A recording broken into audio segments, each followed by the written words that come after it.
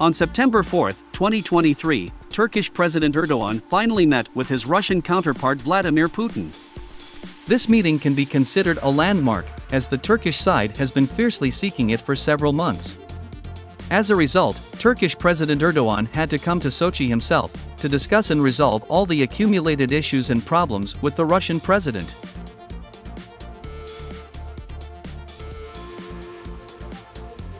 In general, it can be stated that the meeting was held in a reasonably friendly atmosphere, despite Turkey violating the agreement with Moscow and giving the Azov commanders to Ukraine, who were supposed to stay in Turkey until the end of the war. At the same time, it is worth noting that this topic was not discussed at the meeting, even though the transfer of Azov commanders to the Ukrainian side was one of the reasons why Russia withdrew from the grain deal.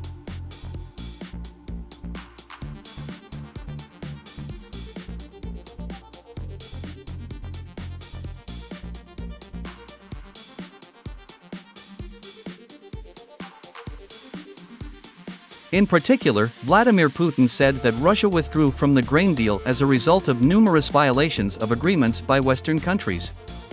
According to him, the West and in particular Europe, not only did not fulfill the prescribed agreements, but also brazenly steered grain intended for African countries. As a result, according to Putin, only 3% of the grain reached the poorest African countries, while Europe kept most of the grain for itself.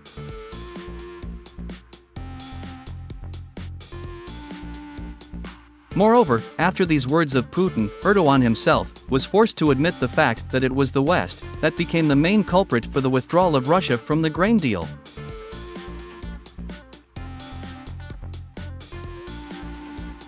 Let me remind you that a few days before he arrived in Sochi, Erdogan made a rather harsh statement that caused dissatisfaction with the West. In particular, the Turkish president said that the West should stop continuing to deceive Putin, and that it would not lead to anything good.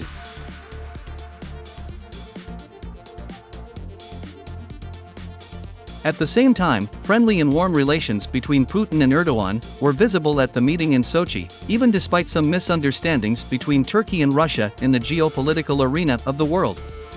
Unfortunately for the West, Turkey and Russia have only grown closer against the background of constant pressure from the United States on Erdogan.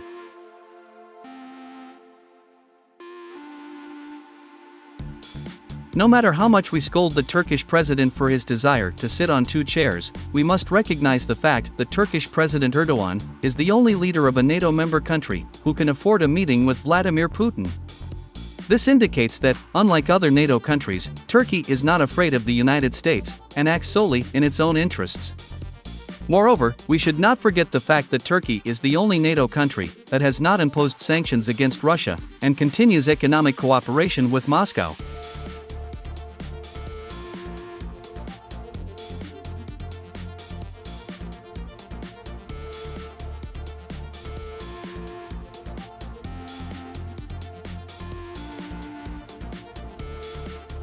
Moreover, Erdogan even offered Putin to send all Russian grain to Turkey for processing and sending finished flour directly to African countries, so that Europe could not steal anything.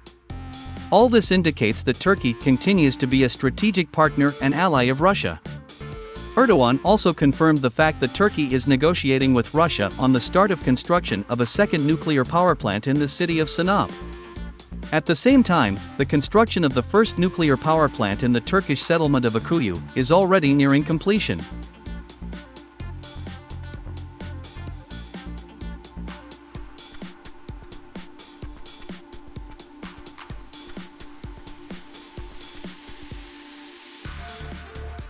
Thus, Turkey has once again shown the West that Ankara is not going to give up friendly and partnership relations with Russia. However, I would advise Vladimir Putin not to relax regarding Turkey. The fact is that almost the entire ruling elite of Turkey consists of agents working for Western globalists. 90% of the Turkish elite want to be vassals of the United States and obey the orders of Washington. At the moment, Erdogan is under constant pressure. And therefore, Turkey's unfriendly steps towards Russia will continue.